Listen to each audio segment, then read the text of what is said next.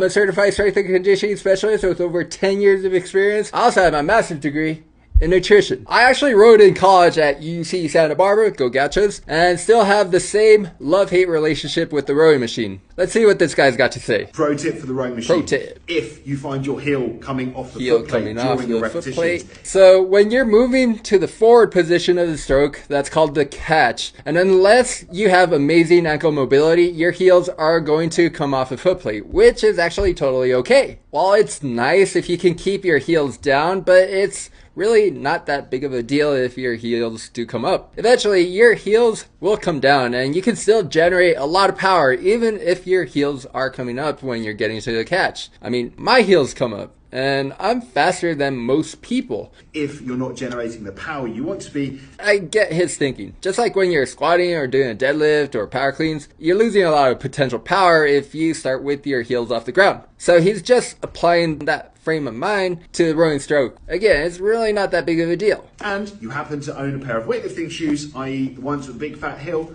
wear those when you use the rowing machine. That's it.